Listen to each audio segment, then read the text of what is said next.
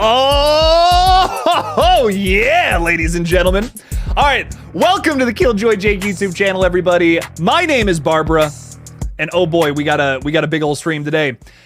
Some bittersweet news for the Scream franchise, which I'm sure a lot of you are already aware about. This stream was going to be very different before we decided to get in here. Sarah's already hitting on that. This was going to be a totally different discussion before what ended up happening this morning. Holy crap. So, bittersweet update, though.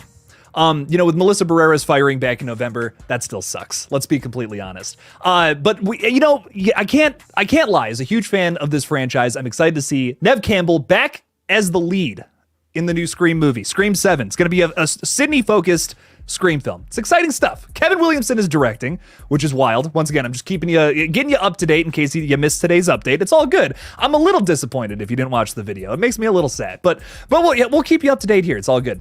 Kevin Williamson is directing Scream 7. Neve Campbell's going to be the star. Guy Busick wrote the script, and the story comes from James Vanderbilt and Guy. James doesn't have a writing credit as of right now, which I think is weird. We'll talk about that in a minute.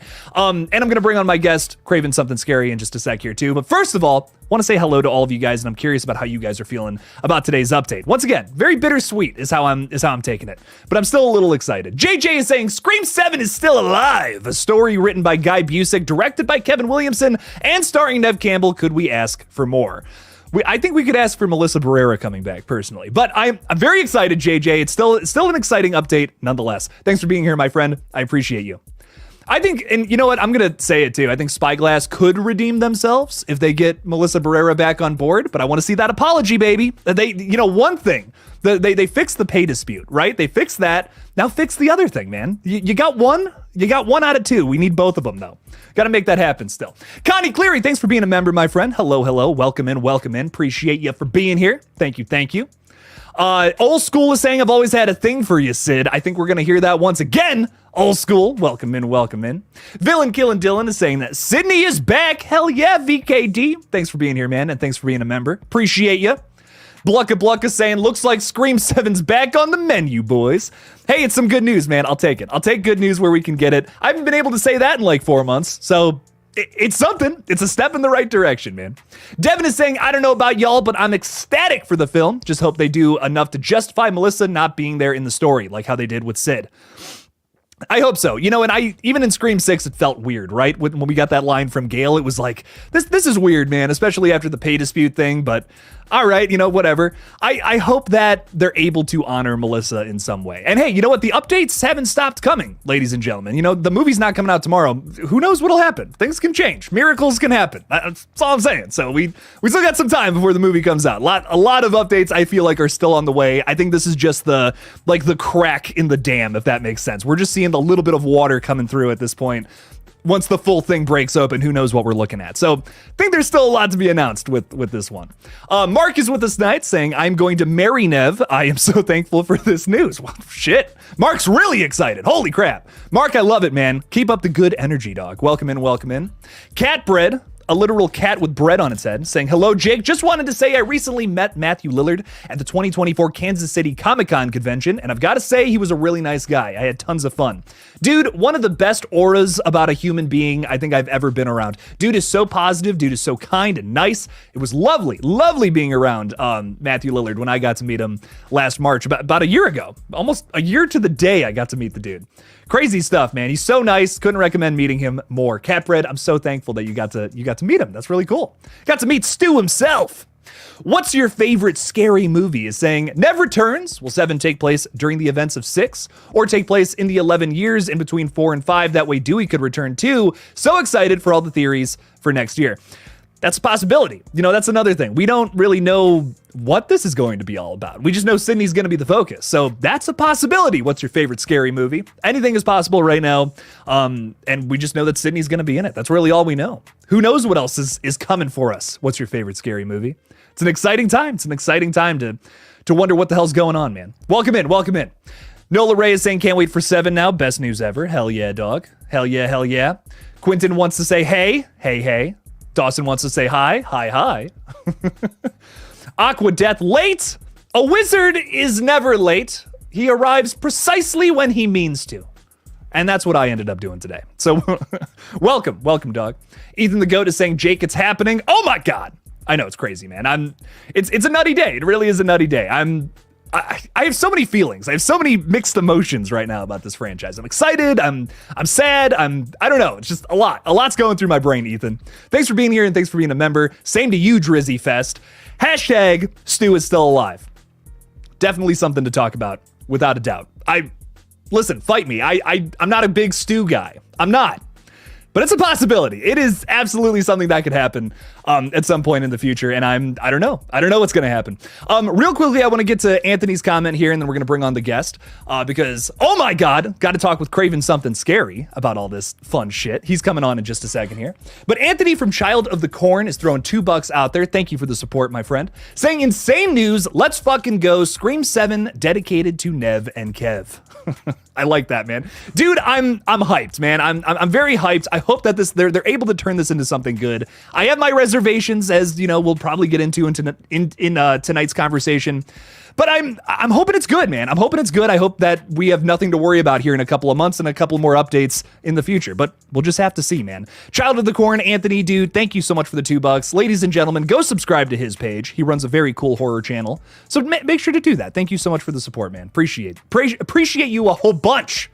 All right, ladies and gentlemen, let's bring on the conductor of the Stew Train himself, Craven Something Scary. What is going on, man? How you doing?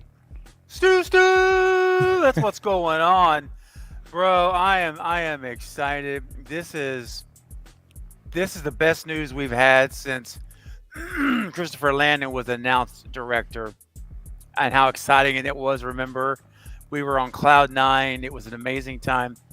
Pardon me, my goodness.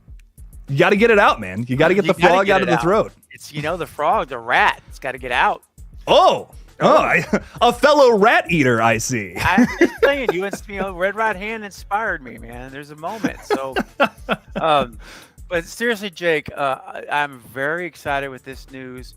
And, we've talked before many times about it as far as Nev coming back, right? I've been saying we've got to go, like, if Gary Barber and Spyglass is going to save this movie, in my opinion, I've been saying for ages, months, you have to go legacy. You got to go legacy. You got to get Nev back. In other words, she needs to be the focus, right?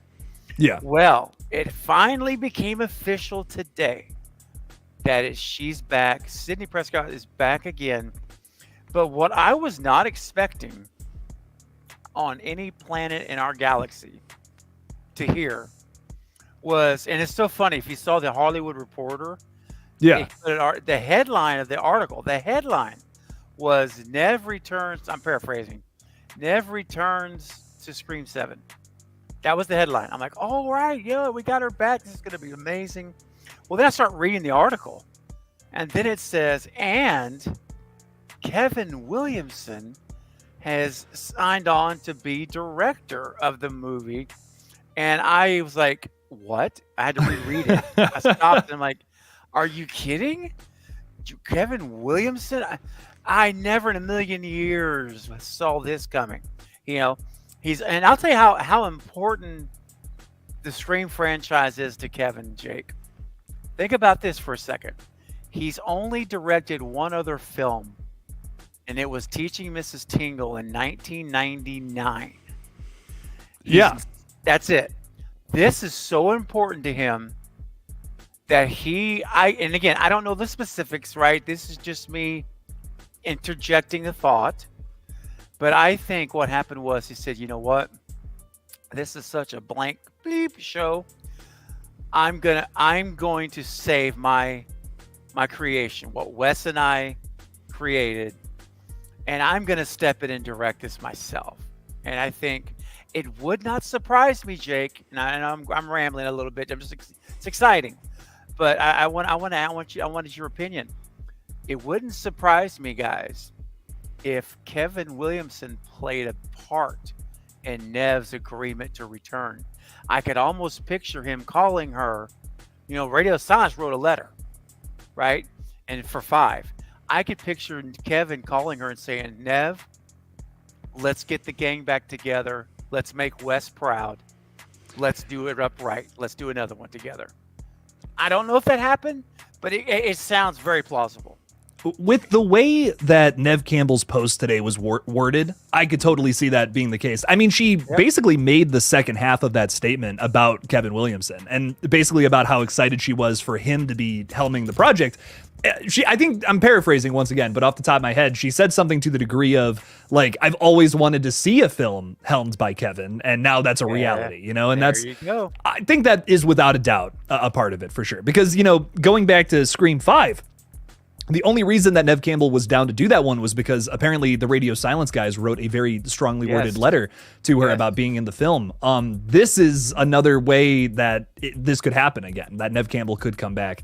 That makes, I mean, yeah, no, that absolutely makes a lot of sense. You know, the franchise creator is like, let's do this right. You know, let's make this work. Let's try to change the narrative of what's been going on in the Scream fandom lately. I get it. Yeah. I mean, you know, if this was my franchise and, you know, all of this had been going on, I would want to try to change that too. You know, that I would be so upset. I'd be like, damn, like this is what we're talking about with my beloved franchise. It's in the gutter now. You know, I would want to change that too. If I was Kevin Williamson watching from the sidelines, I'd be sad. I'd be upset. Be like, put me in, coach. Heck with this. I'm going in, man. I'm taking charge of this thing, and we're going to restore this back to what it was in the old days. And I say the old days, the original, the first 4 films. And you know what? Who better? I mean, you can have Radio Silence, Christopher Landon, all these people that really admired Wes. They really wanted to do a good job. But I can't think of anyone in the world, honestly, that will take more care with this movie than Kevin Williamson. I mean, I just can't think of one. I mean, dude, not only did he honor Wes or appreciate Wes, he worked side by side with Wes. I mean, you know. Yeah, I mean, he knows the guy. He knows the guy's the craft. He understands this franchise too really well. I mean, he created it back in 1996, and now he's actually helming it. He's taking it down his own direction. Exactly. And so I think this opens the door, and we'll get into it, you know, as you take us there. But this opens the door for so many things. Yeah. And I've got a little wish list, and whenever you're ready, we'll get into. Whenever you want to get into it, we'll get into it. Yeah. I got a little wish list of people that I think, with Kevin in charge, it's really possible now that it could happen with this wish list. Oh, so. Dude, listen, we're not. I don't only want to go over all the stuff that was announced today. I got notes. Listen, I'm fucking ready. Not only do I want to go over the stuff that was announced today, I do want to just talk about, you know, theories. Like what is to come now? You know, we have a jumping point. It's for so long the Scream talk has just been whatever theory we could just throw at the wall. Now we have something to a jumping point essentially. So we have a lot to talk about tonight with things that are actually confirmed for once. No rumors, ladies and gentlemen. This is for real. For real. I love it. Ooh. But before we do that, I do want to say hello to some of the members who are just throwing in some chats in here. They've been members for a very long time, like Connie, who's been a member for 9 months. Oh my God. Love it. Thank you so much, Connie. Appreciate it. Connie's all right. Hell yeah. Saying, woohoo, glad Sydney is back. Connie, I'm also very excited too. I can't say it enough. I know I say it every time, but I love your bird. He's vibing. He's just kind of in his little shoulders like this. He looks like he's about to like punch me in the face or something. I love it. he's ready for the news too, man. Look at him. See, he's excited. The bird is even excited. I mean, come on. Yeah, he is. That's exciting stuff. Connie, thank you for being a member for as long as you have. It really means a lot to me. And hell yeah, Scream 7. Let's hope this is a banger. Fingers crossed. Oh yeah. We also have Mr. Rick coming up on almost a year. Oh my God, Mr. Rick. Thank you so much for the support, my friend. Great news. 2 days before your birthday. Oh my God. Happy early birthday, Mr. Rick. Hell yeah, dog. Wow, that's fantastic. Finally getting some good news for one of your favorite franchises right before your birthday. I mean, isn't that perfect? I love it, man. Perfect, Mr. Rick, man. Thank you so much for being a member for as long as you have, man. And thanks for always dropping in these streams. And most importantly, I hate to sound so selfish. Thank you for the red right-hand profile picture, man. Come on. Love it. That is very cool, by the way. Yeah. Thank you, man. I appreciate that. Mr. Rick, thank you again so much. Really appreciate your support, dude. And we also have Barb hanging out with us. What's up, Barb? How's it going? What's up, Barb? Barb has been a member for 9 months, and I had the pleasure of meeting her at a convention this last October. Very fun time. She's saying, woohoo, didn't know you were going live tonight. Oh, with all this news, come on. I had to get a word out on it. So Barb, I hope you enjoy. We're going to have a fun little conversation. Nothing too, not going to go too long. Just talk about the big points, and then we're going to chill out. But I had to do this while, strike while the iron is hot and all that fun stuff, right? So, Absolutely. Barb, thank you so much for being a member. I really appreciate you. Really does mean a lot for you being here and supporting the page for as long as you have. So thank you, Barb. Awesome. We also got a new super chat from Lighting Ghost, throwing $2 out there. Thank you, Lighting Ghost. Appreciate that. Saying hype for it, but going to miss the core 4 though. I am too. Craven, I want to throw this to you though, because once again, I do feel like today's update is a little bittersweet. The core 4 at this time is not confirmed to return. And I even mentioned this in my update today. Recent updates on Scream 7 before this were that Mason Gooding and Jenna Savoy Brown both had not received a call to come back for Scream 7. No. What are your thoughts on the core 4 at this time? Do you think there's any way, shape, or form that they could come back for Scream 7, or has that ship sailed? Okay, so is it possible? Yes. Right now it's still possible. But do I think they're going to come back? I am leaning towards no. Because if we're going to take Mason at face value, who's most recently spoke about it and said that they haven't heard a thing from the studio, from anybody with 7. It seems to me if he's now, again, I'm taking him at face value, right? He's being honest. And if that's the case, at this point, they would have to have been contacted. I just can't imagine there would be no contact if they were part of the script and started part of the plans, right? The only thing unless he's pulling they've told him, look, you can't, you have to deny it. One of those NDA things. So I say you got to weigh that out for yourself, each person's own convictions. But my opinion is, if Sydney, and again, too, here's the other thing. Are they going to try to keep, this is a whole other can of worms. Are they going to write this with continuity with 5 and 6? Or is Guy Busick and Kevin, I'm sure, has a hand in writing too, uncredited, I'm sure. Kind of like Landon was going to be. Yeah. Or is Guy and Kevin kind of bypassing 5 and 6 and saying, you know what? We're going to be like a Saw 10. We're going to insert our movie here. So 5 and 6 are canon, but we're going to happen beforehand. We're going to say 12 years after Scream 4 events. And you're right. And then if you do that, now you've got legacy upon legacy. You've got David Arquette back. I mean, you've got the whole gang back, dude. So it depends on that. But the only thing that gives me a little slither that maybe they're going to come back at some point is because Guy is still a writer and he was a part of the Carpenter story.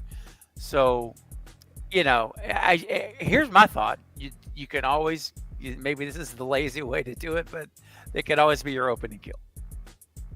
I mean, not that I'm saying I want that, but it's always an option. Oh, man. I mean, my thing about that is I almost just feel like it would be kind of distasteful after everything that's happened. You know what I mean? It's like what are we gonna do to honor the last 2 movies? We're gonna kill off the only 2 people we can have come back. I don't think that screams Terminator Dark Fate. I don't know if you've seen that movie, but it's like we killed John Connor in the opening because we just don't want to deal with that character. You know what I mean? It's just what is that gonna do to serve the narrative? I don't know, man. I mean, agreed.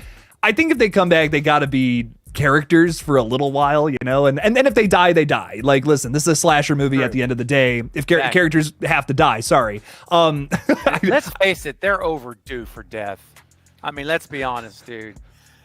I've never seen so much survival from 2 characters in a franchise. I want to see Chad come back and get shot with a rocket launcher and live through it. That's honestly that's what I want more than anything. Yeah. Let's just have it be a running joke that he's invincible. I mean, at this point, why not? Right. Come on, man. There's not even blood in him anymore. If he gets stabbed, it's like sparks fly out. It's like wires. He's like a freaking robot, like a Terminator. He's got like Deadpool powers. He just like regrows himself. He's just like, Totally. It's like, what? Totally. Oh my God. Dude, let me tell you something, man. When I was interviewing Matthew Coder, who was Ghostface, one of the ghost faces in Scream 6, right? He was the one on the right side. If you're looking at the screen, yeah, it would be Chad's left side. He was one of the ghost face stabbing Chad. When I had him on my channel, do you know this man burst out laughing that he lived. Yeah, he was like, you know, it's like there's no way he would live. And this is the guy that was stabbing Chad in New York. I'm like, come on, man. But I mean, look, I say this, Jake. I say if you want to have a connective tissue to 5 and 6, then go ahead, bring in Chad and Mindy, but they don't survive. They were supporting characters. The Carpenters were the leads, so they have to die, man, if they come back. I think they have. I think they have potential though. That's, you know, I made a whole video about Mindy's character and how, like, I feel like the reason people don't like her is they're just not writing her the right way. Like they're not writing her like the last two Randys. Like that's the biggest problem. Like I even pointed out, like the way they introduce Mindy in Scream 6 is by not giving her character development. Like Annika asks her like what was your, you know, are you bothered by that? Are you bothered by the fact that someone's wearing a ghost face mask, like the same mask that someone wore to try to kill you? She was just like, nah. Like, what? No, have her have a problem with that. That would make the character way more interesting, you know? Like, we don't see, like, Neve Campbell in Scream 2 just being like, yeah, you know, I'm actually fine after everything that happened in the last movie. Like, no, that wouldn't be interesting. That's not fun. No. But to kind of close this out, Light and Ghost's super chat here, I'm kind of with Jason here. Jason summed this up really well. I have mixed feelings about today's news. On one hand, I'm happy Neve is back, but the way they did Melissa Barrera still doesn't sit well with me. That's where I'm at personally. It sucks, man. It sucks. I don't even think they even had a conversation with Melissa from what I know. It just sounds like they just announced that and Melissa Barrera was fired. She was gone. That makes me sad. Once again, I can't stress it enough. Something that I don't see anybody talking about is this is just the start of the updates. You know what I mean? We're just getting like Neve Campbell's not going to be the only person that's part of the cast. Oh no. Oh no. No, of course not. This is a Scream film. We still have announcements to be made in the future. Who knows? You know, maybe a week from now we get the announcement that things have been reversed. I don't know. Listen, I'm talking out of my ass here clearly, but I really hope fingers crossed, somehow Spyglass is able to make up for this and get Melissa back in the movie somehow. I want Neve, at this point I want Neve Campbell to be the focus, but I would love to see Melissa Barrera come back somehow to be in this movie. Just as like a way to like honor her and just be like, okay, you know, we're getting past that dumb fucking mistake that we made and we're fixing this somehow. And if not, something else I pitched in my video today was, you know, Scream 8, when they sell the rights, maybe they make that with Melissa Barrera back as the focal point. And then everybody's happy. You know what I mean? Like, you could. Craven, I would say you represent the longtime legacy fans who want to see something that feels more like the Wes Craven movies. That's something that it seems like Scream 7 is going to fulfill at this time. So would be okay with 7 kind of feeling like that, and then maybe 8 being a conclusion to the Carpenter sister story? Is that something you'd be kind of into?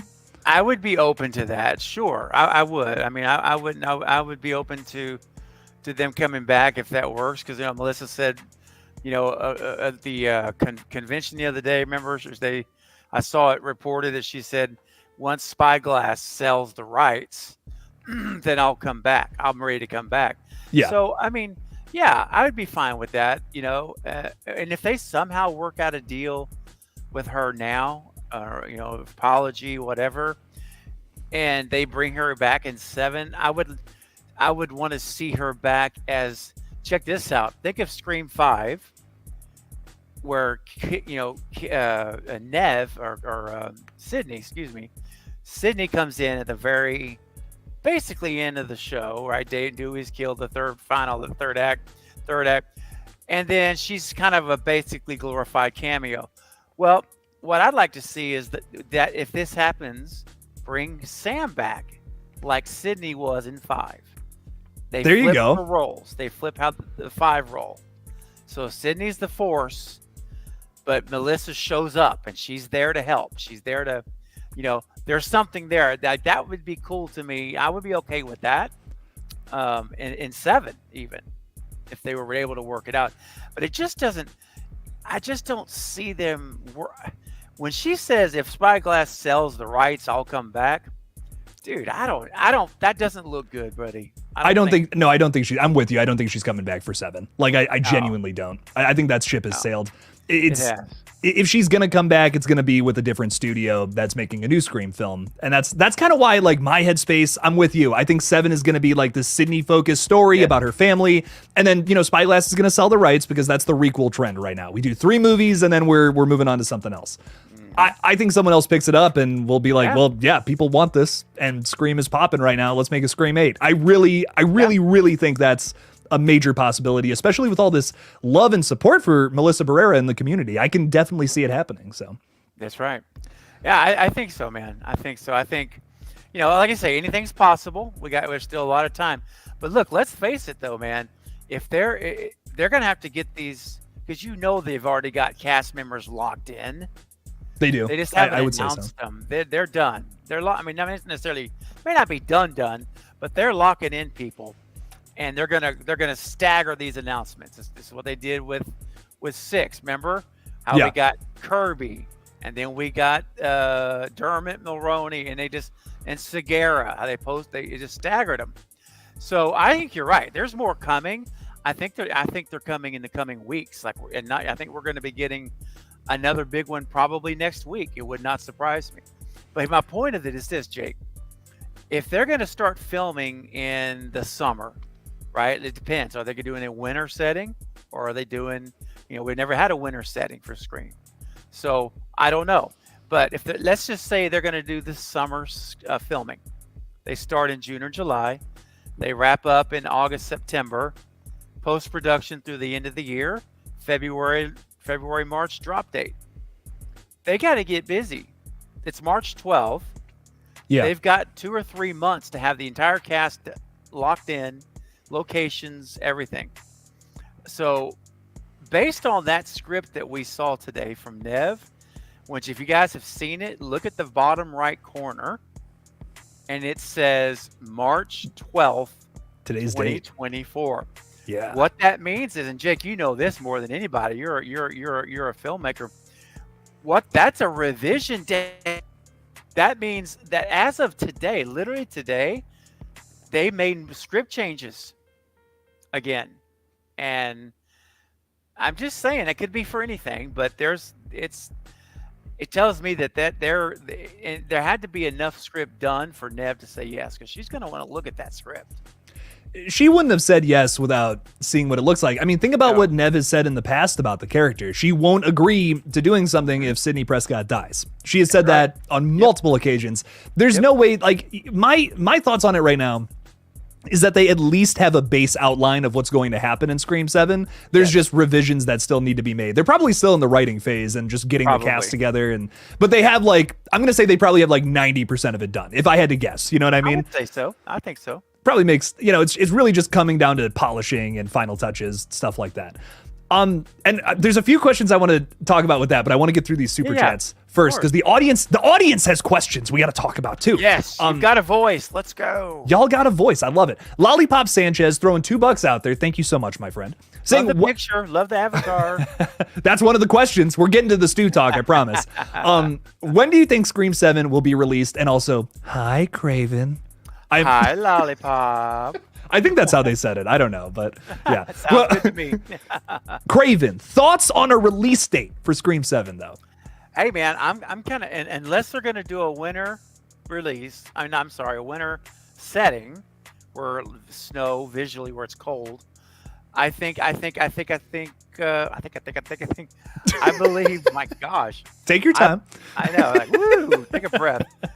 I predict a summer filming, end of year post-production, trailer, get everything done, and then they release it as early as January, like Scream 5. I think it was 5 in January, whichever one was in January. Anyway, 5. It was 5. Yeah, I was right. January was 5. The next one was 6 was in March. Yep. I think that's the release schedule. Now, if they want a winter setting where it's cold, there's snow, they want that visual, then they're filming November, December, and then post-production January through March. And then we're looking at a April or May release, maybe June at the latest. Although they're going to want to avoid the summer blockbusters. That's not a very good time for horror to release. So I think you want to get that first quarter of next year. So that's what I'm thinking. Yeah, I could see like another March or an April release date of next year for sure. Yeah. And that's what was rumored for a little while. Who knows if that's true or not, but I totally could see that, especially if they do film this summer. That would make a lot of sense in my mind because they wanted, I think Spyglass, trying to think objectively here, they probably want a quick turnaround on this. They want to, announce, hey, really exciting news, come see the movie, and then, if it's a piece of shit, whatever. But they want to get this thing out like snappy, real fast, get it out, have people see it before, the shine wears off, let's say. I hope it's something good. I'm talking about it like it's going to be polishing a turd. I hope it's not, but dude, I have my reservations. Kevin Williamson, I just don't believe it's going to be bad. I don't think he would allow it to be bad. I think if there's holes in the writing, he's going to fix them. I just don't, you know what I mean? I hope, man. I really hope. I'm so worried though. You know what I mean? Because it's coming from Guy Busick and James Vanderbilt. Now this is originally the script was written for the Core Four. Yes. And now we're writing a Sydney focused story. So this is a rewrite. You know what I mean? This is and something that is notorious in this franchise is rewrites are not usually a good thing. Look at Scream 3. Like, listen, Scream 3 is a lot of fun, but it is a bit of a mess story-wise. I'm so worried that's going to happen again here. I really hope not. I'm praying that this is a concise and well-told story, and it's not just about the glamour of past characters coming back. I really hope it's more than that because this franchise usually is. But we'll just have to see, man. We don't know. I don't think we know enough yet to be able to confidently say something like that. It's just kind of what's going on in my mind based off of that title page we got revealed by Nev Campbell today. So I'm a little worried about the writing side of things, probably for different reasons than what other people are saying. Some people are like Guy Busick and James Vanderbilt can't write a script, and if that's your opinion, I respect it. I personally love 5 and 6. I think they're a lot of fun. They're great additions to this franchise. But the thing I'm worried about here, rewrites, man. Is studio meddling. That's something this franchise has dealt with so many times in the past and has not resulted in good things usually. But we'll just have to see, man. Here's how I like to think of it, and I try to be the optimist, right? So, and look, this may be a hot take. It's just my opinion. I'm not a real James Vanderbilt fan. I'm just going to tell you that up front. I'm much more of a Guy Busick writing fan. I like his stuff. I agree. And so when I saw that James has moved on to another movie, I'm like, oh, good. Okay, now James is gone. We've got Guy as the writer now, and I like to think of it like this: like, we got Sidney Prescott back, Guy. We need to do a story featuring her, and yeah, it's a rewrite. I know it's really a rewrite, but my thought is just that you could write even a better story. And Guy doesn't have James hovering over him. Because, dude, you know how many interviews I've seen with the two of them? And Guy tries to talk, and James just shuts him down. Oh, shit. Dude, I'm not joking. They're out there. I've seen at least 2 or 3. And James takes total control. Guy's just sitting there. And I'm like, dude, he let the guy talk. He's a co-writer. Clearly, James was the head writer, right? He was the chief creative officer at Project X, which is the production company of the film. So he was the number one writer. Guy was here. Well, that's been removed. So I'm thinking now, Guy's got no limitations. Let the man write. Look, I think of Ready or Not. I think of these movies that are just so good he did. And so for me, Jake, I'm a little different. I'm more on the side that I think it's going to be better because James isn't there. Well, and you make a really good point about bringing Ready or Not up because, in my opinion, and this might be a hot take, I think Ready or Not is a much better script than both Screams 5 and 6. Just in terms of like consistency, you know what I mean? I feel like that is a tight script that is trying to set up something, it executes it really well, and that's all it does. It's a very simple movie, and that's all it needs to be. It's great for what it is. There are moments in 5 and 6 that definitely get a little overcomplicated. I think that's due to two things. You have multiple writers that, like you said, I wasn't there, I wasn't in the room.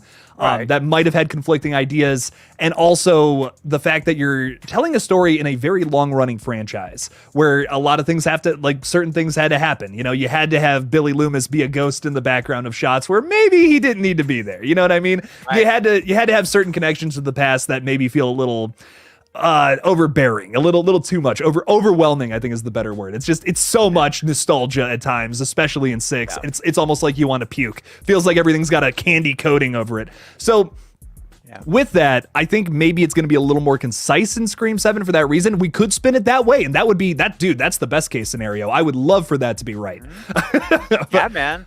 And it's weird. I'm usually the optimist in this corner, but this is a rare turn for me where I'm kind of like, I don't know, man. I don't know, but I hope you're right, Craven. I hope you're right. I hope I'm dead wrong. So yeah, man, me too. I mean, I could be wrong, but I think that we're gonna see the best written movie since Scream 4. I hope you're right, man. I really hope you're right. That would be awesome. Yeah. Lollipop Sanchez, though, thank you for the $2, man. And hashtag Stu is maybe alive.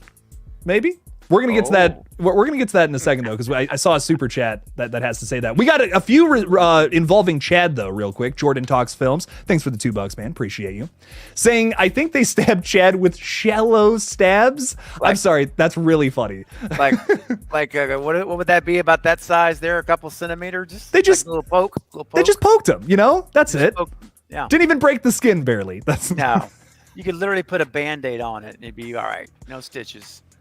He didn't even have any internal organs poked, man. Dude, I'm telling you, man. I'm serious. I mean, not to repeat myself, but I had to control myself to not laugh. Because I wanted to laugh with Matthew, and I did kind of chuckle, but yeah, he was laughing that they made that he couldn't believe that he lived. He said, "There's no way you're gonna live through that." And this is the guy that did it. I'm like, I hear you. Dude, Chad's invincible, man. It's fine. It's why can't a vampire or something? He's drinking the blood, man. Kevin Williamson created Vampire Diaries, dude. Yeah, why can't we have a crossover? Okay. Well, oh, gosh, dude. Come on, man. Look, Ian Somerhalder put him in Scream 7. Let's make it happen. Jordan, thank you so much for the $2, man. Here's hoping for a Chad return, man. Let's see it happen. We'll see. And speaking of Mason Gooding, Lighting Ghost is throwing $5 out there. Thank you so much again for a super chat, man. I did hear a while back on Mason's stream, Jack Champion, they streamed together. I don't know if you know about this, Craven. Oh, cool. No, I didn't. He asked if he has seen the Scream 7 script. He said, I can't answer that, so who knows? I don't know, man. I mean, Mason Gooding said he hadn't received a call. So I don't know. I know. That's the thing. He's like, I haven't heard from anybody. So is that NDA talking? No, non-disclosure, or is that honest? Is he being honest? That's where you have to. It's like a quarter. I mean, it's like a coin. There's two sides, and then when these people start to open their mouths up about roles, you just have to question it. Like, is it? I don't go at face value, Like if someone said Matthew Lillard, in fact, they actually did this a couple months ago, and I got the audio for it. When they asked Matthew Lillard, "Are you in Scream 7?" He said, "Nobody's called me yet." He says, "But even if I was, I would say no." That's what he said. I'd say no. Of course, you're not gonna admit to that. So that's why I'm like, man, I don't really think he's going to be in it. And I'm talking about Mason, but he very well could be. You never know. Up with, hey, Sydney could get attacked, and next thing you know, she gets a phone call, and it's the twins. Are you okay, Sydney? My mom and us and my mom were worried about you. I mean, it could happen. Yeah. Yeah, I'm, I still think we're at this phase where anything's possible with Scream 7. Like, until we get a full cast update, that's when I'm going to stop the core 4 talk. But I really think we're at this phase where truly anything can happen. Apologies can still be made. Fingers crossed. I'm almost at the point where I don't even care if it affects the movie. I just want to see Spyglass make up for some of the shit that they've done. It would be really cool. So, Lighting Ghost, we'll just have to see. I'll be following the updates. Well, hey man, who knows what's going to come in the next couple of weeks. So, Lighting Ghost, thanks for the $5, man. I really do appreciate that. And ladies and gentlemen, what most of you are probably here for, Connie Cleary's on it. Thank you for the $2, Connie. Thoughts on Stu Macher? Now, Craven, I think the majority of our audience knows what you're going to say.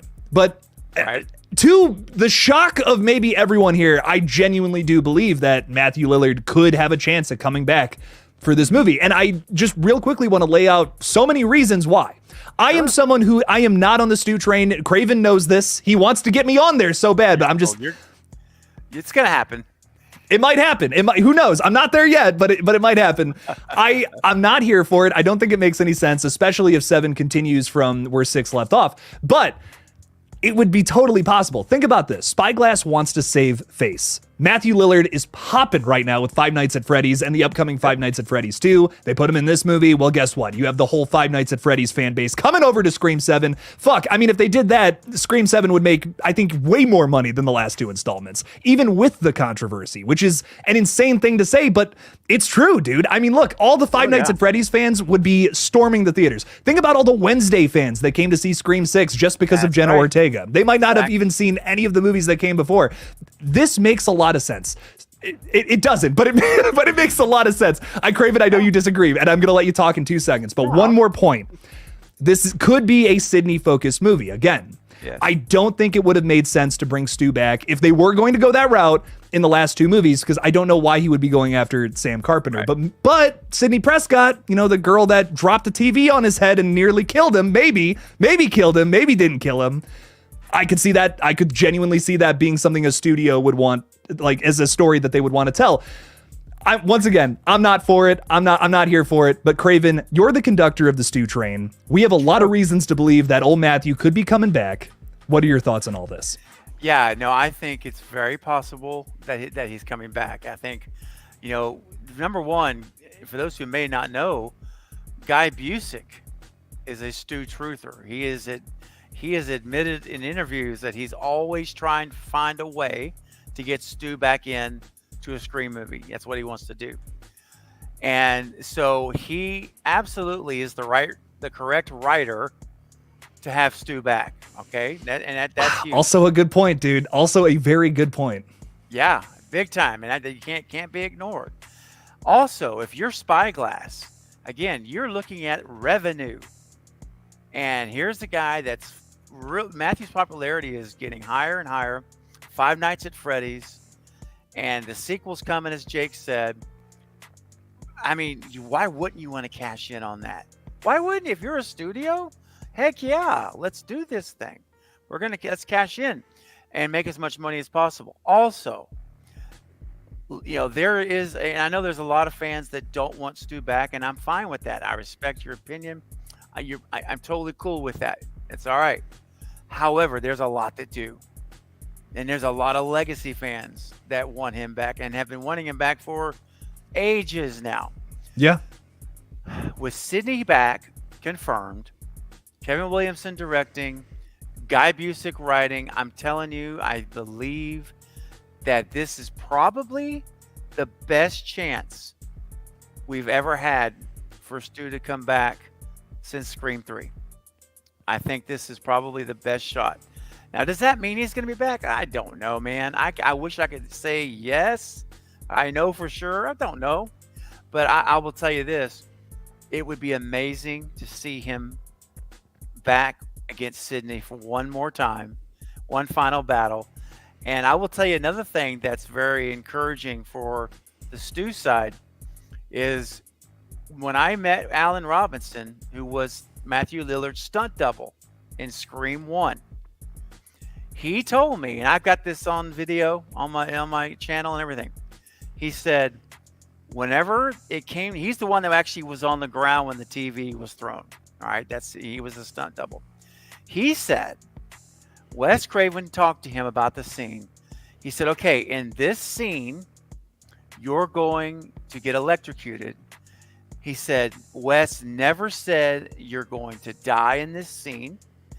He never told him Stu's death. This is Stu's death. All he ever told him was you're going to get electrocuted. So Wes Craven himself never actually told the stunt double playing Matthew Lillard that this was a death scene. And so, in the words of Alan Robinson, not mine, he said you could very easily make a case that he survived. This is what he said. But you know what? Here, look, guys. Again, we're talking about fiction, right? And like Wes said, if he wanted to make documentaries, if he wanted to make movies about real life, he'd make documentaries. Jake, it takes just the stroke of a keyboard to bring someone into a movie. Is that easy? I do like stroking my keyboard. I know you do. I know you take pleasure, and you've gotten really good at it. Pleasure is the right word. Absolutely, absolutely. And so, I will say this, guys. I'm not going to go on and on. Although this is my soapbox, I am the conductor of the Stew Train. I could take the rest of the stream on this, but I won't do that because there's more things to be talked about. But I will just tell you this: that if Stu is going to come back, I think this is the movie. This is finally the movie that happens. And Craven, me and you, we've gone back and forth about this for literal years. Yes. And my thoughts on it. I still stand by those, by everything I've said. Yeah. With it, even though my lawyer, Killian J. Jacobs, he's a huge Stew Train guy. Fucking loves it. Oh yeah. you know, we're real good friends now. Oh yeah. Yeah. He's been on your channel, so he knows what he's all about it. That's right. that's a little, that's something for some of y'all who have been here for a while. But point being, even though I'm not for it and I don't think it would make sense, it is without a doubt a possibility right now. And I think that's something that, even if you're someone out there who's like that's so dumb, like I can't see that happening. No, I can totally see that happening with considering the situation. Like, it doesn't matter if it doesn't make sense. That we're beyond that at this point. We're not at that point of the argument anymore. We might have been there during before Scream 5, but considering the situation where Spyglass has gotten themselves to, I think it's almost inevitable that Stu is going to come back in Scream 7, considering everything we know about it now. I think so too, buddy. Look at the big picture. You got to think big picture here, man.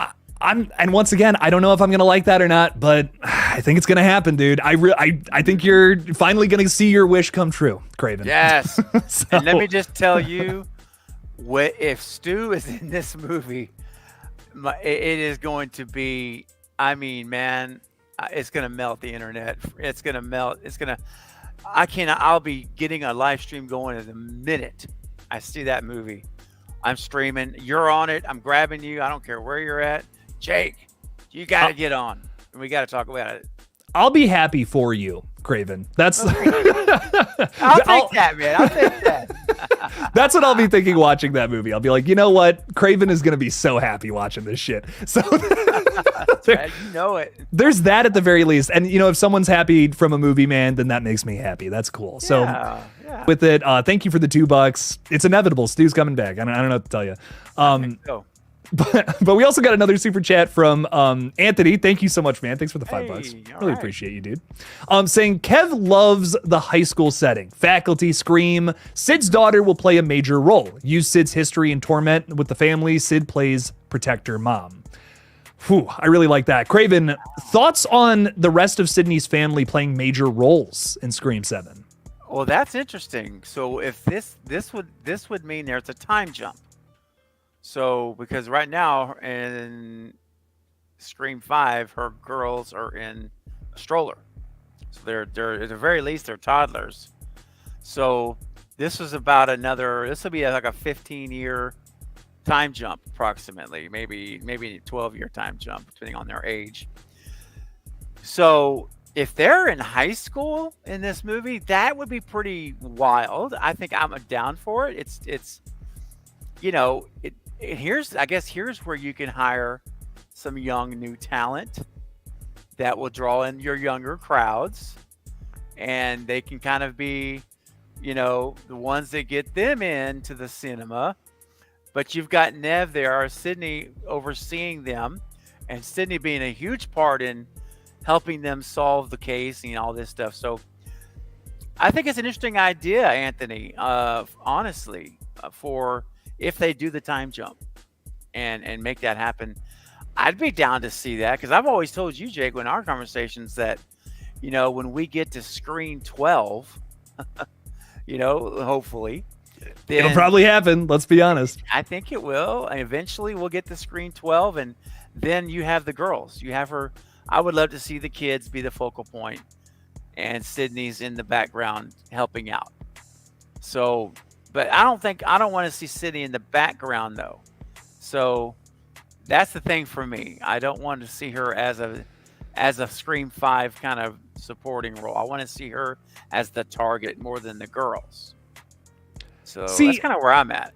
I'm in this place where I'm so worried about Scream 7 being a rehash of something we've already seen. So like my big thing with it is I think with Scream 7, if you're going to go down the route of this is going to be about Sydney and her family, make her family the target. Like Ghostface doesn't want to kill her. Ghostface is beyond killing her. He wants to kill her family so that she has to live with that loss for the rest of her life.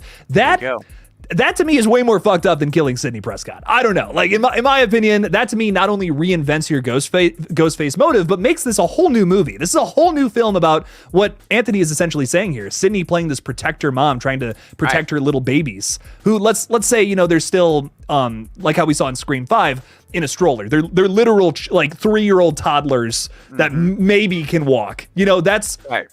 That's where the stakes are in Scream 7. I think that raises the stakes, it reinvents Sydney's character, and it makes a Ghostface who has to have a different motive than anything we've seen in the past. That fixes all of the potential issues I could see with Scream 7 being another Sydney story. And that's my biggest thing about it. I guess I just don't want to see another random Prescott family member come out of the woodworks and be like, haha, I'm your second cousin. I'm going to stab you now. No. I'd be like, no. What are you doing, guys? Come on now. That's right. So that's my big thing about it. I don't know. I'm curious what your thoughts though are. I'm good with that, man. I'm good with that, because I mean, what's going to motivate Sydney to be that on fire, just that warrior type personality we've seen from her? Mess with her kids, dude. That's gonna do it. It's gonna bring it all out. And you know what? When you take away someone that you're closest to, that you love someone, so closely, and you take them away, you'll do everything and anything to get back first of all, to get them back, or if they're deceased, to get back at the person who took them. So Stu Macher, well, actually, let me say it this way. Sidney Prescott took away Billy Loomis from Stu Macher, who he was his best friend on the planet. He loved him. They were together. I'm just talking about being best friends. They were killing with each other, for gosh sakes. She took him. He's never had another person in his life like Billy Loomis. Who can he take from Sydney? The kids. So she can feel the same pain. I'm just saying, possibilities. But I think you get it, Sydney, through the kids, through the family. I agree. But listen, but I gotta say this, man. If I'm jumping ahead, let me know and I'll wait. Nah, hit it, man. This family consists of more than her 2 girls and Sydney. Very true. We also have another very important family member.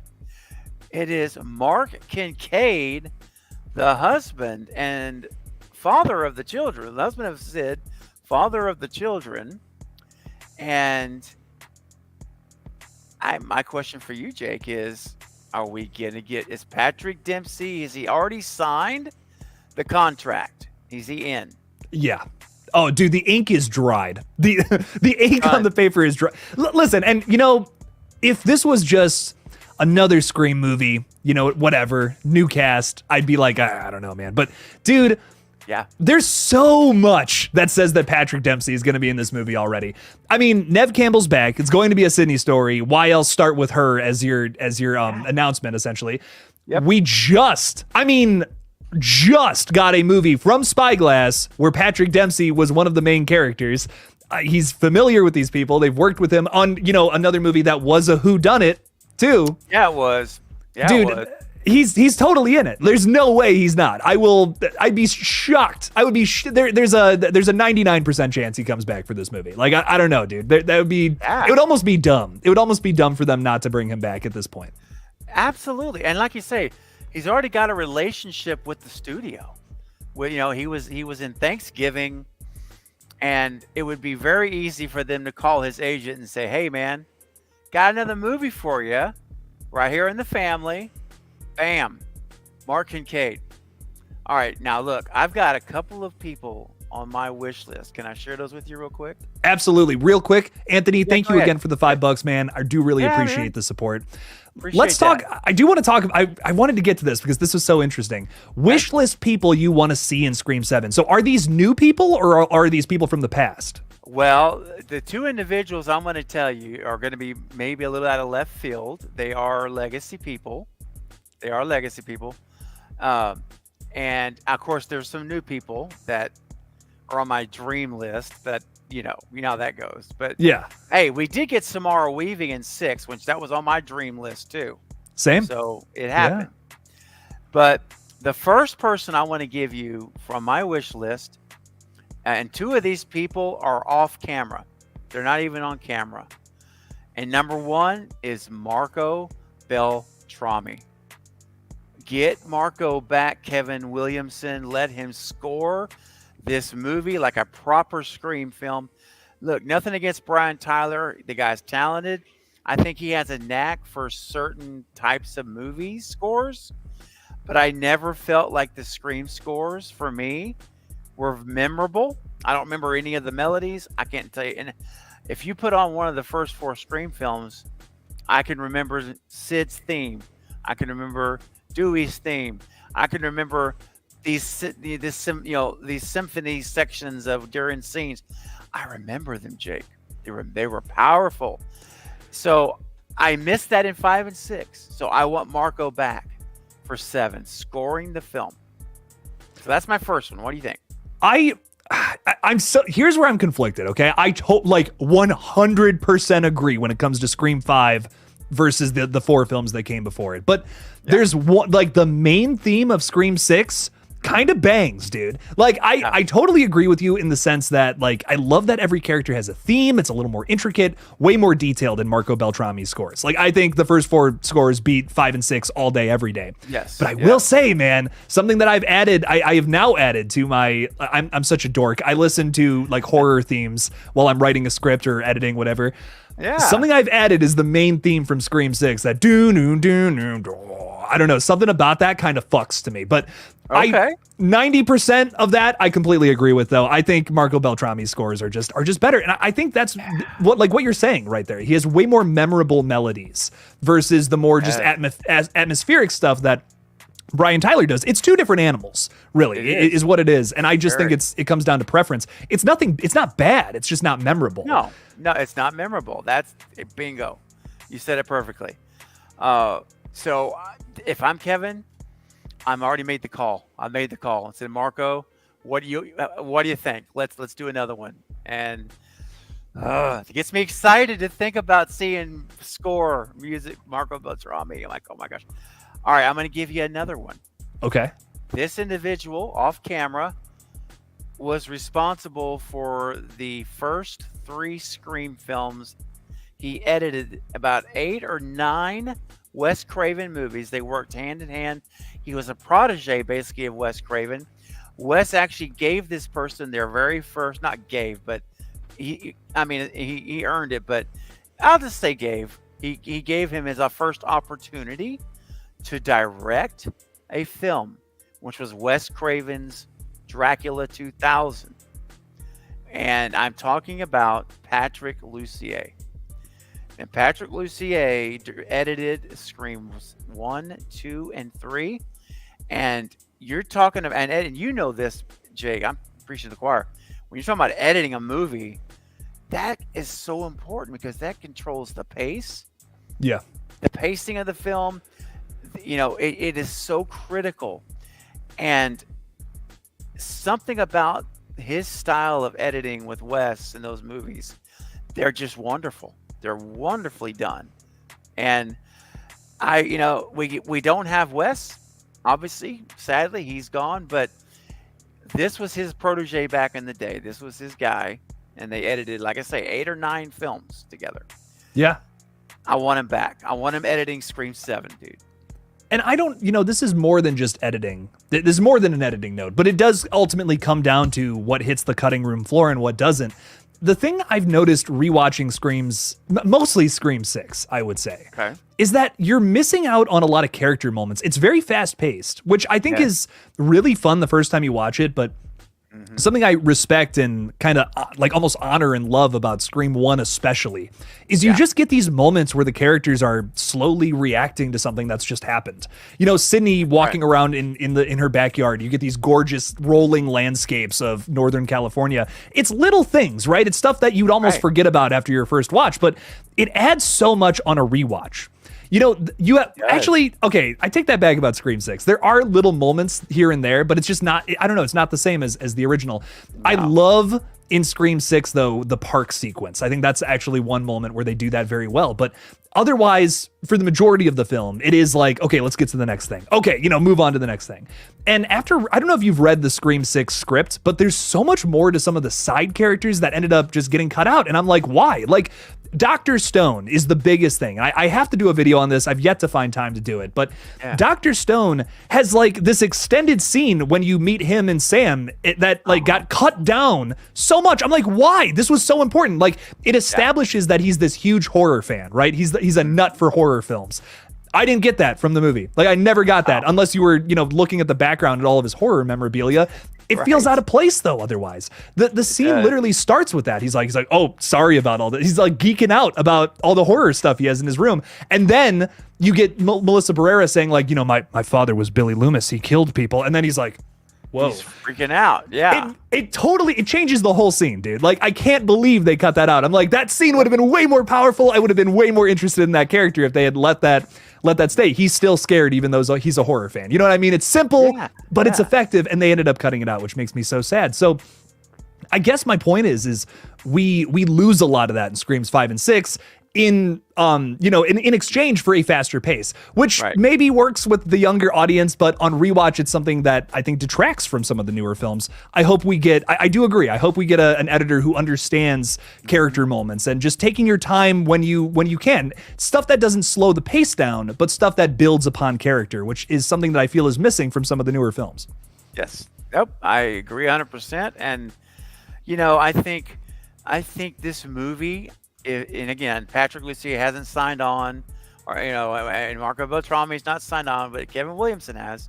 But I really believe we have the chance, Jake, for this to feel like a Wes Craven era Scream film. Like, we're gonna step back in time in a good way, and I think the chance, the opportunity's there. That should be the goal. I think that should be the goal of this one. At this point, I feel like that's going to be the best case for success with them. Mm-hmm. With Kevin Williamson directing, Sidney Prescott back as the focus, and Jordan Talks Film is suggesting Mia Goth potentially being in the cast. That's interesting. It's an interesting choice. That's sure. Okay. That's on your wish list too. Yep. But if she's in the movie, it's opening kill. It was like Samara Weaving. It will be. Unfortunately, I don't think they can afford to have her. Plus, what would she play a supporting role now? I mean, I guess because she's kind of turning into a lead final girl type role, or it's hard to picture her just being someone like in the movie for a long time. Yeah, just in the movie, and I'm not saying it can't happen. I mean, look at Scream 2. Yeah, when you had every star in the world was in that thing. That's crazy. So anything's possible. But she's on my list. It would be amazing to see her. It would just be hard for me not to say, Jake, we got our opening kill.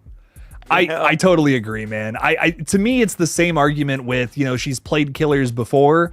Yeah. Could you see her as a ghost face though? I was saying the same thing about Samara Weaving though. And like, that was clearly an opening kill, but it was like in the back of my head of like, but come on, man, that would be so dope if she was the killer, So cool, man. So I think I'm with you. I think that's what's probably going to happen, but my wish list would be that she ends up being our killer at the end of the movie, just to give us another crazy performance from her. I don't know if you've seen Infinity Pool, but I think she's nuts. She's nuts in that movie, and I love it. I can't get enough of it. I can't either. I mean, she's an amazing performer. Oh, yeah. Amazing actor. It would be amazing to have her in the whole movie. That would be nuts, dude. Totally nuts, but it'd be great. It would be a lot of fun, Jordan. I'm with you, dude. Thank you for the $2, man. Let's keep our fingers crossed. We don't have a full cast list yet, so who knows? Who knows? Real quickly, Craven, I want to get to some of these super chats, but I do want to finish your list because I got to know who else you got on here, especially cast wise too. We're talking about editor, we're talking about score. We're just scratching the surface, is how it sounds. And I know you got to go soon, so we'll do this pretty quick. Yeah. Okay. Nightfall 3D throwing $5 out there, saying creatively kill Sydney and finish Gale off. Graphic on-screen deaths for both, and I'll be happy. I don't know, dog. I think after all the controversy that's happened with this franchise, people would leave the theater. Imagine after all this, they kill Sydney. Oh man, yeah, people would walk out. I know for sure they would. Can you imagine if Kevin Williamson did that too? Like, he created these characters. He's like, well, and I'm gonna be the one to kill him too. I'm ending oh man, people would lose their minds, man. Yes, dude. Yeah. Nightfall. Yeah, I don't know about that one, dog. Thanks for the $5 though. I really do appreciate it. Now, Craven, I know you got to go. Ladies and gentlemen, I'm going to get to your super chats, but Craven does got to get going. So, Craven, finish your list for me. Do you got anybody in the cast list that you want to throw out there? I'm trying to think. I was really wanting to hit on, Marco, Patrick, Mia, but I will tell you this, and again, we're talking wish list, so it's you can put anybody you want on a wish list, right? That's what the point of it is. Yeah. But man, it would be pretty amazing to see Skarsgård, man. Ooh. Now what role do you think he's gonna play though? Now see, that's this is the tricky part. What if he was a lead detective? Ooh. A lead detective. So he's in the movie all the time, trying to solve the case, and you're always wondering, is he a ghost face or not? Always. Is he a red herring, or is he a killer or not? We wouldn't know to the end. Pull a Barbarian, dude. Yeah, make him a red herring. I think that's a great idea. Yeah, man, and I think it'd be a great performance. It would be entertaining to watch. And it would be keeping us off guard, kind of like Kincaid in 3. A little bit of that misdirection and red herring stuff going on. I think that would be pretty darn cool.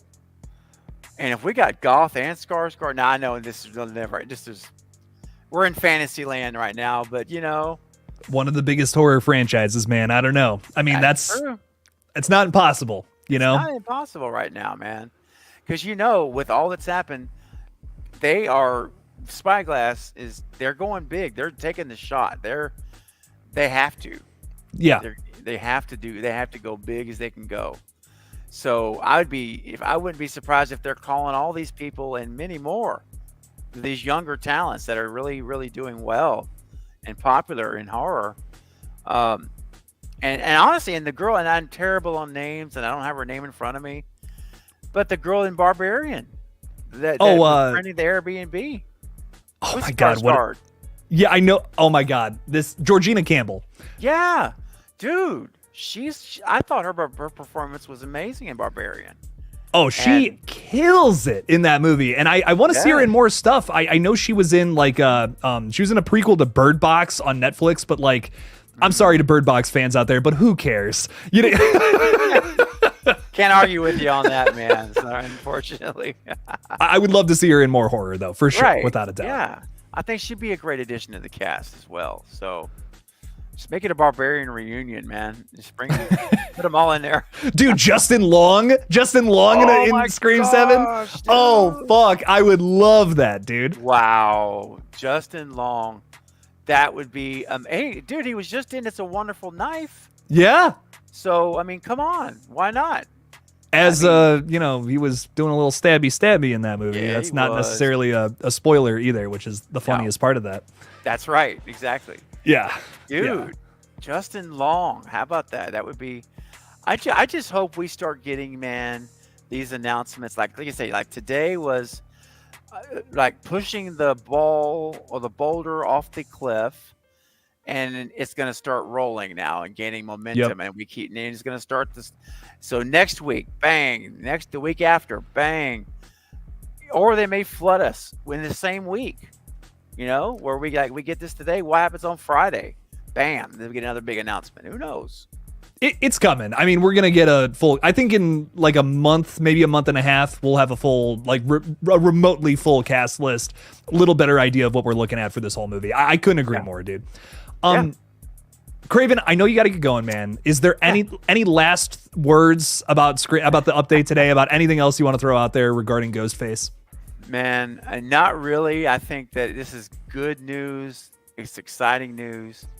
And I think that, you know, given all the circumstances, that this is the best scenario probably we could be in right now. That's what I believe. And now it's just sit back and wait to see cast members, location, you know, shooting dates, all those other little things we're waiting to find out.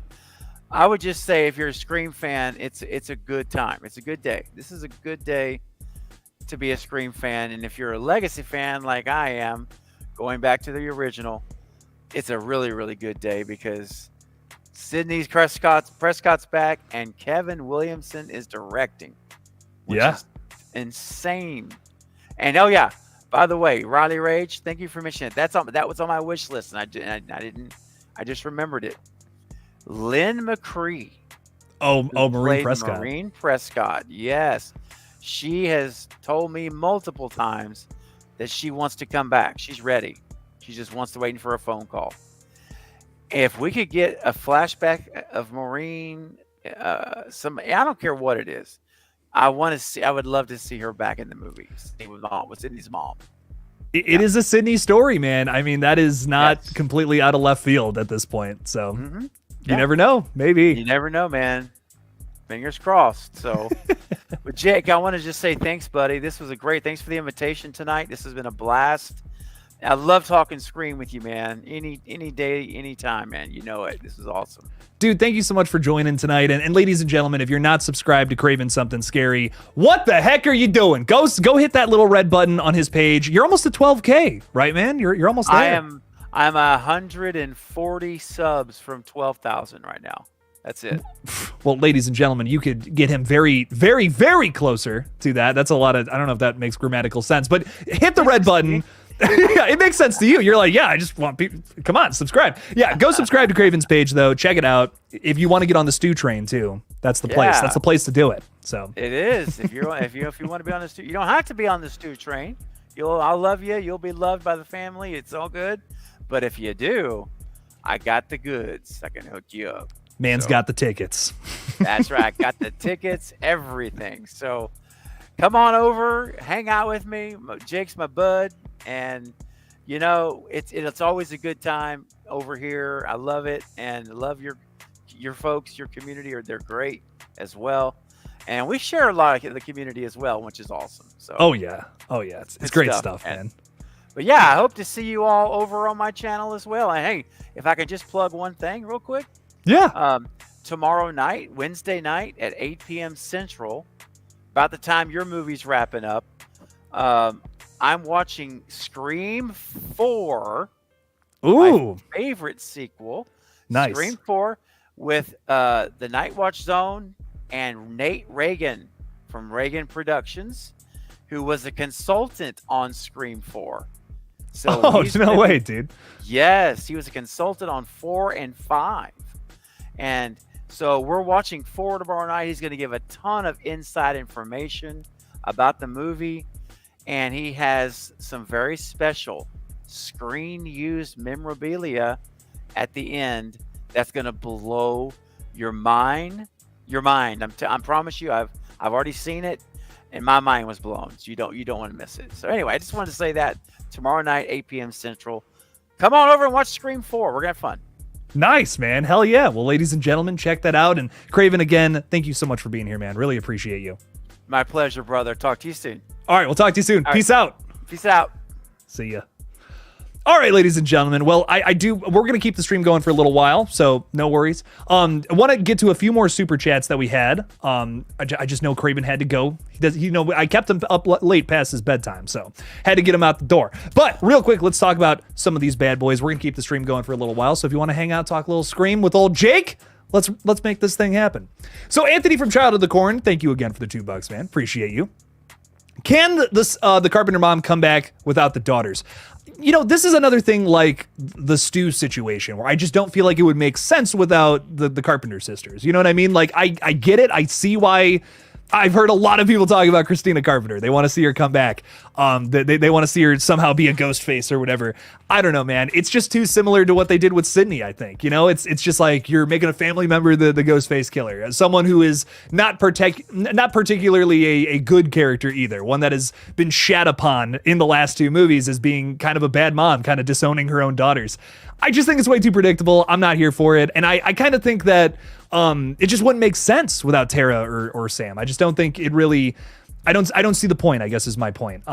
So I guess in a future movie like Scream 8, I could see that being a possibility. But once again, old Jake is just not really crazy about it. I don't think Christina Carpenter needs to be a part of the story. She's just kind of a facet of what makes the story work in Screams 5 and 6. And that's all it needs to be, just like Leslie Mocker. You know, I think some people read into that a little too much personally. That's just my thoughts on it. But I don't know. We'll see. Anything's possible, man. And then Scream 8 can still happen with a brand new studio. So here's hoping, Anthony. Thanks for the $2, man. I really appreciate you. Who else do we got coming in here? Dean Renner. What's up, Dean? How you doing? Welcome in. Look at that beard, man. Shit, you got that perfect cut right there, dog. Dean is saying the script Nev showed today, is that fully written? Great question. I mean, it literally says that the draft came today. So who knows? I think it's anyone's guess. I don't think that. I have a feeling it's not fully written. I don't even really know where that comes from. I just have a feeling that they have a baseline of what this is going to be about. It's going to be Sidney Prescott in the focal point again, and that's it. Like that's what we got so far. We got an outline. We have this thing pretty much figured out. It just needs some polishing.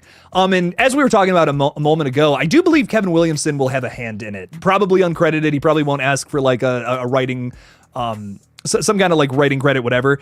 It's similar to what happened with Screams 5 and 6. I mean, like, you can't tell me that Kevin Williamson didn't have some kind of creative involvement with it. He's an executive producer for a reason, I think.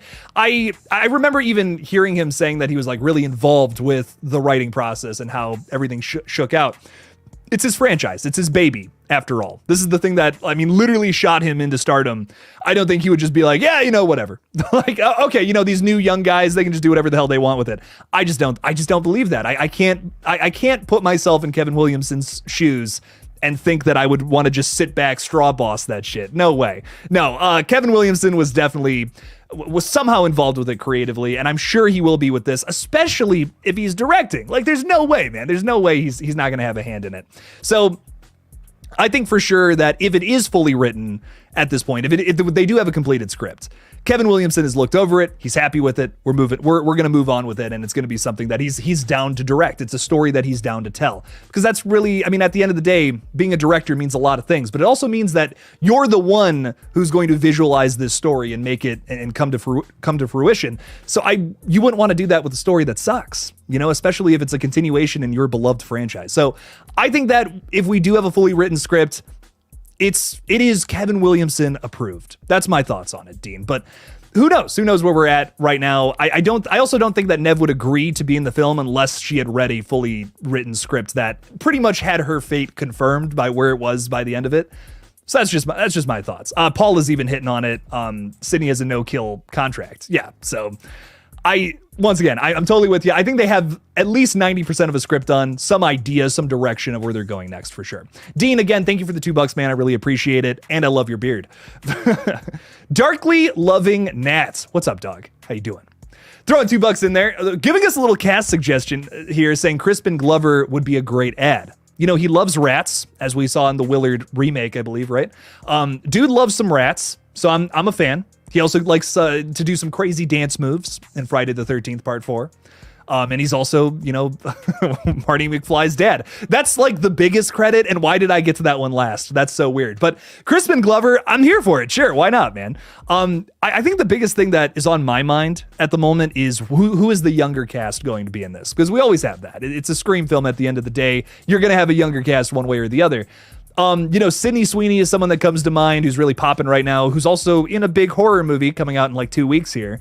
Immaculate. New horror movie y'all should look out for. I'm going to be covering it on this page. We have like 3 big horror movies coming out on the 22nd, by the way. Like, I don't know what I'm going to do that week. I'm thinking about kind of taking it easy this week so that I could just go nuts on on the 22nd. That day's going to be nuts, man. Late Night with the Devil, Ghostbusters, Frozen Empire, Immaculate. It's insane. Crazy weekend for horror. So I'm going to be busy.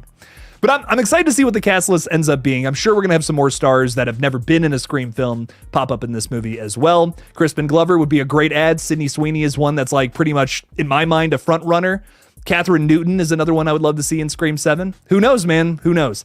I think Spyglass is going to really try to just get as many people in this as possible who are popping at the moment. So, Darkly Loving Nat, thank you for the $2, man. Great suggestion. Love me some, love Marty McFly's dorky dad. Jordan Talks Films is throwing another $2 in there too, saying, please kill Gail in Scream 7. Please, she's so trash. You're talking about my favorite Scream character there, man. Damn, it's brutal. I love Gail because I think she has one of the best arcs in the entire franchise. I think she's really interesting. She goes from being this like just really angry, bitchy reporter to kind of a little more sympathetic. I mean, obviously in 6, she falls back on that a little bit. But I kind of like where her story's going. I want her to be in 7. I think that's the baseline where I'm at with the character. I want to see her in 7, potentially going back on what ended up happening in Scream 6. She now has a new lease on life kind of ordeal. You know, after 5, sure, she got shot, but I mean, she did not have it as bad in 5 as she did in previous films. That's all I'm saying. I think that's why she ended up just writing the book and being like, you know what, fuck it, I'm going to make money on this because someone else will do it anyways. You know, she's making up excuses to just write the book and make a bunch of money. I think we're genuinely going to see her write the Dewey book in Scream 7. That's where I'm at with her. And I do think that Scream 7, they're going to play it a little more safer. You know, I know some people don't want to hear that. Hell, I don't want to hear that. I want to see Scream 7 be a trashy, risk-taking movie. These are my favorite kinds of movies in this franchise. But I genuinely think this is going to be a safer movie. We have a lot of pissed off fans right now. Scream 7 has got to do something to make those fans not so pissed off. So I think this is going to be a pretty safe movie, as much as I hate to say that.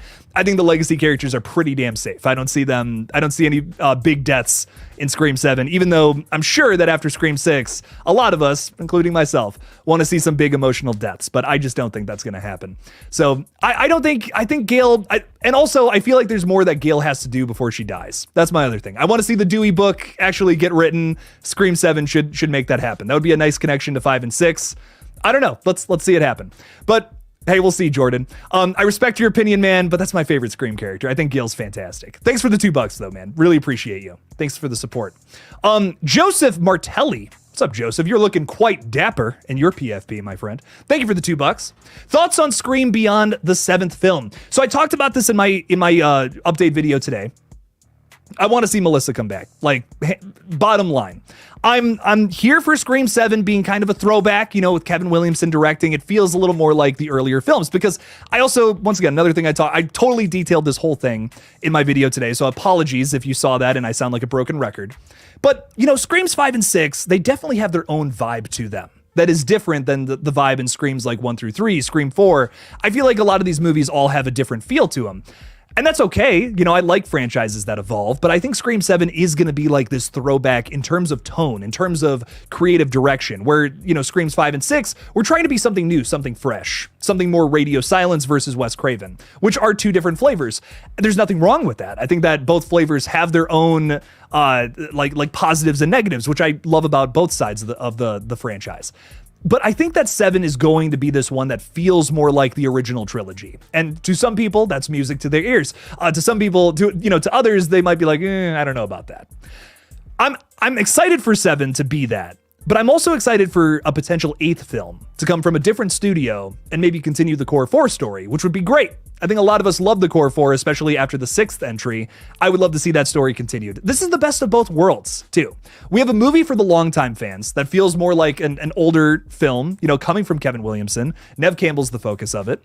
Then we get 8 in a couple of years, let's say, that focuses back on these new characters that are beloved by the fandom, unlike a lot of other requel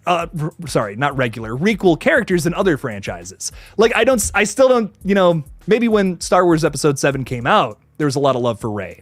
But I just don't see it anymore, I still see people talking about Darth Vader or Luke Skywalker or Princess Leia. I don't see that about some of the new requel characters in that franchise or the Jurassic World franchise. So I don't know. To me, I think there's this definite love for the Core 4 that totally could fuel another movie with them sometime in the future. Scream 7 is just not that film, is how I see it. I hope it happens though, Joseph, because personally, I think that's something that has to happen after all the BS that ended up going on with Melissa Barrera in real life. I think that sucks. I think another studio can make up for that too. I don't know if Spyglass will be the one to do that. Even if they do want Melissa Barrera back at this point, it doesn't seem like it's going to happen. And that's Melissa's own doing. She doesn't want to come back. And I respect that. I get it. I wouldn't want to come back after all that bullshit either. So I get it. I get why she wouldn't want to return. So Joseph, my thoughts are an 8th film has to happen. I think it's inevitable. I think it should happen, and Melissa Barrera should be absolutely the star of it. So I'm hoping that happens beyond the 7th film. I don't think it's happening here. I don't think we're going to see any of the Core 4 and 7, but that's just my thoughts on the matter at the moment. So we'll see. Joseph, let's hold out hope that we get another one that focuses on, just another story that could be told in this franchise. Thank you for the $2, man. I really appreciate you. Thanks for stopping in, dude. And I really like this comment too. No Gale slander. No, I'm kidding. I respect everyone's opinion. I just love me some Gale. What can I say? JJ, thanks for the $2, man. Appreciate you. Scream 7, Kevin Williamson as director versus Kevin Williamson as writer and director. This is something I've seen a lot of people talk about today, which I think is really interesting. So yeah, what's up with that? Why is Kevin Williamson not writing this one? He's directing, which is a little bit out of his wheelhouse. We were talking about he did direct a film in the past, Teaching Mrs. Tingle. I've never seen it. No idea what it's all about. It's a black comedy as it's described. So it's like a, comedy that deals with darker elements. I'm into it. I don't really know too much about it, except it's apparently about some high schoolers who are trying to teach a nasty teacher a lesson. I don't know, man. I mean, maybe it's good, maybe it's not. Well, I'll have to check it out and tell you. I have had a lot of comments on today's video though, saying, dude, you got to see that movie. It's so good. So I'm hyped. I hope I'm not overhyped, but I'm excited to see it nonetheless. It's not horror from what I've really read about it, but we'll see, man. We'll see. We'll see what happens. But why is he not writing and directing this one? I really do believe that Kevin Williamson had a hand in writing this one, maybe even more so than Screams 5 and 6. Once again, there's no credit to his name that he had any creative involvement with 5 and 6, but like I said earlier, come on, you're telling me the franchise creator didn't say, oh, what if you did that instead of this? You know what I mean? There's no way, dude. There's no way that didn't happen. I'm telling you, he had some creative involvement with the last 2 films. Same thing with this one. I think it's without a doubt Kevin Williamson was guiding Guy Busick, saying hey, do it this way instead of that way, I'm sure that happened. I couldn't be more sure. If there's anything I'm sure about with Scream 7, it's that. So I'm sure that he has some kind of uncredited writer element to this film. We just don't know about it. And it's probably little things. He probably didn't come up with the story, but if Guy Busick had a question, I'm sure that he was like, hey, Kevin, what if I do this instead of this? And Kevin was like, do that. That's my guess. Very vague answer, I guess, but I think there's something to that. So he's directing it. He has creative involvement. I'm sure that it's gonna have his flow and feel to it, JJ. So thank you for the $2, my friend. I don't think you have anything to worry about in that case. If you love Kevin Williamson stories, I'm sure you're gonna dig whatever they got going on here in 7. Barb's throwing $5 out there. Thank you so much, Barb. Appreciate that. And thanks for being a channel member too. Gail being the only OG that's been in all of the installments now, that's something special. I definitely am curious what she'll bring to Scream 7. Yeah, once again, she's not confirmed as of right now. Really, the only cast member we have confirmed is Neve Campbell. But I think she's going to be back. I think Gail will for sure be back. I think if there's two people for sure, Patrick Dempsey, Gale Weathers. I think for sure those two are going to come back. I would love to see Hayden Panettiere in this one as well. That would be a lot of fun. I don't think the core four are coming back, but Gale coming back would be really cool. And for this reason too, Courtney Cox made history with Scream 6 by being in 6 installments of a slasher franchise. One of the only, big actresses like that to do it. I would love to see her come back for 7 and continue that streak. That would be it's horror history. It's fun to talk about. I'm here for it, dude. It's women kicking ass too, which we all love. That's fantastic. So I'm here for that. I'm really down for that. I'm here for Gale Weathers coming back. She's got to write that damn book. I want to see it. I want to see her write the Dewey book. Make it happen, ladies and gentlemen. What does she bring to Scream 7? Hopefully a character shift once again. I want to see her feel bad. She came very close to death in that previous entry, man. I think that there's something that has to change in her character at this point, or what? We're just going to keep doing the same thing with her? She keeps going back on her promises every single time. She's written another book about Scream 6? No. She was, there was a deleted scene in Scream 6 where she was apparently at the hospital just feeling awful about her choices and her decision making. Basically, she was the one that brought that all on herself by writing that book. She kind of empowered the ghost faces by doing that. And I think she really learned her lesson after the events of 6. So in a way, I feel like we're on this like plot cliffhanger with Gale Weathers, where she has to write that book. She has to write a book that actually will mean something, and change the world in a better way, opposed to what she has been doing. So I'm here for it, Barb. Let's make it happen in Scream 7. Thanks for the $5 again. I really appreciate you. Want to make sure. I think I got all of them. There we go. Just making sure. Carrie Craves Cinema has been a member for 22 months. Holy shit, that's almost 2 years. Carrie, thank you for the support. I really appreciate that. And also recommending Teaching Mrs. Tingle. It's brilliant. Helen Mirren is fire. All right, dog. I'm here for it. I'm here. I'm going to check it out ASAP because I have to at this point. Teaching Mrs. It just got such a goofy name. I can't read that name and not be like, that's just so goofy. Helen Mirren's a great actress, though. I'm here for it. I'm excited to watch it. Kevin Williamson wrote and directed it, too. Something I don't see a lot of people saying. A lot of people are just like, oh, you just directed it. No, he wrote and directed it, dog. It's pretty cool. Pretty exciting stuff. I'm going to check it out as soon as possible because, writing a story and directing are two completely different animals, two completely different approaches to how to creatively do something, I guess is my point. When you're writing a story, there's totally different things you need to know versus when you're directing someone. You get directing is looking at a script and saying like, how can I get that emotion amplified in somebody? How can I do that the best way? Versus how can I write that for a character? It's two totally different creative aspects. So I'm curious how like what his directing is too, based off of his own script. And I guess Scream 7 is a similar situation. Like I said, there's no way he didn't have creative involvement. So I'm here for it. I'm excited to watch this movie. I think it's going to be very telling as to what to expect from Scream 7 as well. So Carrie, once again, thank you for being a member. Almost 2 years. That's crazy. Carrie, really appreciate your support. You're an OG. You've been here since the beginning. I really appreciate your support over all these years. Thank you. Thank you so much, Carrie. Thanks for being here. The Bearded Entertainment has been a member for a year. Oh my God, no way. Eric, dude, that's awesome, man. Eric, I got to have you on the channel, man. We got to talk a little Scream, I think. Eric has been a huge help for this page as well. Dude came all the way out to Ohio to film drone shots for our Scream fan film a couple years ago, and I'm still very thankful about that to this day. Eric, thank you so much for that, for that, and just being a member, supporting the page for all this time, dude. Really does mean a lot. You're a great friend of mine, and I'm just so thankful to have you part of this community, man. It's great. It's great stuff, dude. So thanks for being a member for a year. Thanks for being here tonight. We got to get you on the channel soon. We got to make that happen. Subscribe to the Bearded Entertainment, by the way. He makes really cool videos, ladies and gentlemen. I was on his page recently, rewatching Red Right Hand. So check out that live stream, man. It's a great stream. We had a great time talking about that movie. So thanks for being here, dude. Nightfall 3D's throwing $5 out there. Thank you again, Nightfall. Saying, ooh, Gail's attack in 6 drives her to Christ, and she's drowned by Ghostface dressed as a substitute pastor during her baptism. Nightfall 3D, dude, I'm telling you, man.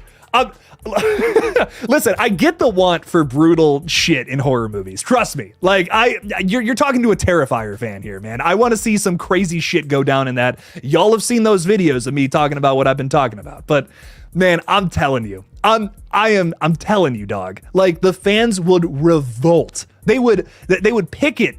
Like, you think it's bad on Twitter right now, dude? Like, fans will burn down a building, dog.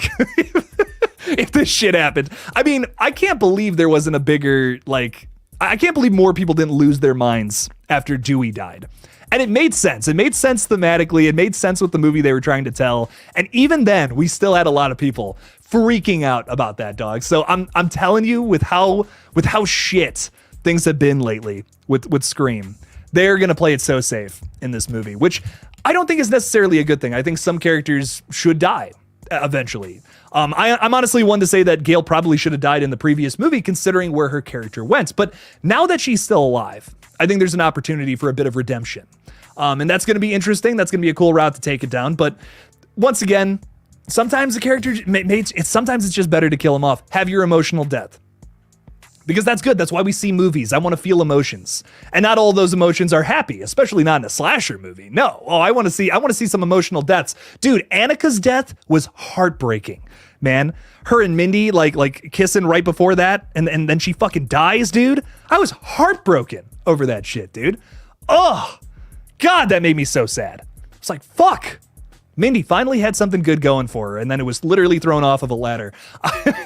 God damn, that's so fucked up, dude. I remember, like, the moment she hits that dumpster, I just could feel my heart break. Like, I was just like, oh my God. Oh, jeez. That was awesome. I want more of that in Scream 7. You know, I've seen so many slasher films where they just, I don't know. I've seen so many slasher films where they just play it safe. They kill all the characters you don't care about. And I think that sucks. I want to see more. I want to see more shit like that, dude. Scream 6 had like one of the most emotional deaths in the entire franchise, in my opinion. 5 and 6 really made me feel something that some of the other films don't. So I don't know. I do want characters to die, but I want it to make sense. I want it to work with the story that they're trying to tell as well. But trust me, I get it, dog. I get wanting to see some of these longtime characters die too. So I'm not totally against that, but I don't think 7 is the place to do it, I guess is my point. So Nightfall 3D, your suggestions are crazy, man. Keep them coming. I love it, dog. Thanks for the $5. I really appreciate you. I couldn't imagine, dude. I couldn't imagine an opening kill where it's like something like that, dude. Oh, brutal at this point. Bearded is saying I have an idea for 7 that involves Gale. Think it's pretty good. Throw it out in the chat, dog. Let's hear it. Run it up. I'm curious what you have to say. Curious where Gale's character could go in 7 besides just finally writing the book. I'm not imagining that this is going to be something that happens early on, right? Like if Gale does end up writing the book, it's going to happen in the 3rd act after, you know, Ghostface has been caught. It's the denouement, you know what I mean? Like in there, you know, you see Gale type in with the sun is rising in the window and she's like, Dewey was a great cop who did all these wonderful things and I loved him. That's what I'm imagining. It's not going to be, you know, it's not going to be Scream 4 again where she's trying to write a book the whole movie. No, maybe she's trying to write something about Scream 6 and then doesn't end up doing it, but we'll see. I'm totally speaking out my ass right now, but we'll see what happens. Oh my God, if Mindy was brought back, still isn't afraid of ghost face masks but terrified of ladders. Luddy, oh my God, that would be that's really funny. It's not funny, but it's really funny. Oh my God. Yeah, she's fine with ghost face masks, but horrified anytime she sees a 6-foot step ladder. That's so funny, dude. Oh my God. Yeah, you know what? That solves a problem with Mindy, man. You know, her actually having to deal with trauma. That's such a big thing, I think, with horror movie characters. You want to get a character to be instantly relatable, instantly, you know, you want to root for this character, have them dealing with trauma. And they decided not to do that with Mindy's character, just in the movie. They wanted to avoid that entirely. I don't get it. I don't understand that. Sure, it's, you know, maybe a bit repetitive, maybe too similar to some of the other characters on screen, but just have her going through it in a different way. So... Nightfall saying you want character arcs in slasher films? Gasp. Listen, you have a point, my friend, but Scream is the place to do something like that. Scream has always been a little more about the protagonists versus the antagonists, and I think that's what makes it special, something different.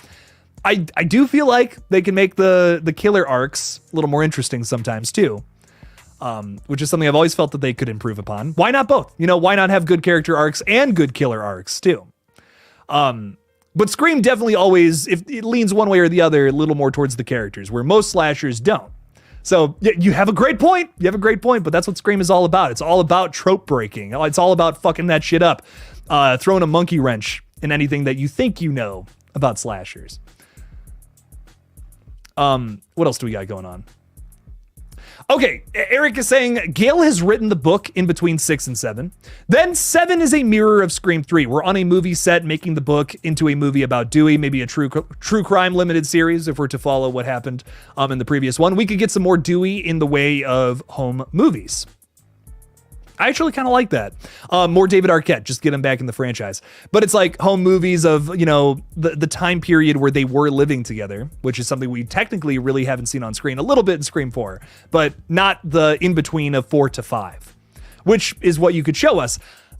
I'm kind of here for that. I'm kind of here for that. I suggested something similar to this when it came to potentially having a scene with Stu again in one of these new movies. Show a recording that Randy made before the events of Scream 1, where it's all of them, you know, just fucking around, you know, just doing whatever.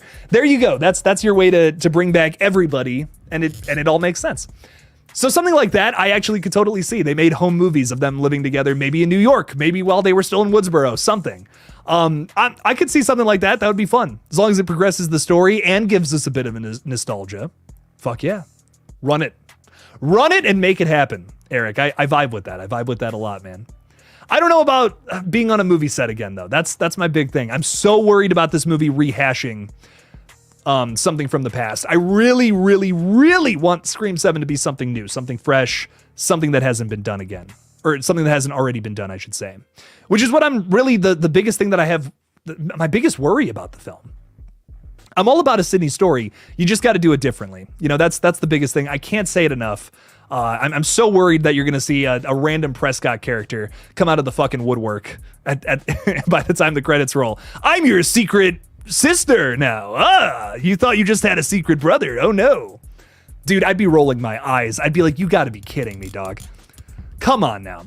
Now, I know Kevin Williamson didn't write that script. And I think the majority of his twists really kick ass in this franchise. So we should get something good. He should, you know, once again, I do believe he's ghostwriting this one a little bit. I hope he's doing something. I hope he's doing something to give us a good twist, because that's another area of improvement upon the last film. I think the majority of us could sniff out Dermot Mulroney in the last film. If they can do anything to improve upon that element in Scream 7, give us a better twist. Give us something that's really shocking, really surprising. Maybe it's Stu, because that unfortunately makes way too much sense right now. But also, maybe they give us an actually good twist, and it's not just a cop-out. But I digress. Ladies and gentlemen, I'm gonna be wrapping up the stream here. I will be live again probably this Friday. With a live stream, just watching Ghostbusters 2. It's going to be a watch party stream for sure. I don't know if I'm going to go live again this week. I'm super busy these next 2 days, but maybe I might do an early stream.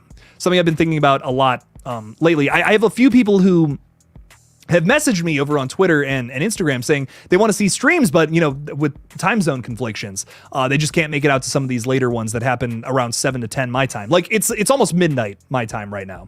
Some people, they're just waking up. Some people, it's crazy. So I'm going to try to do like some morning streams for me, like around like noon my time.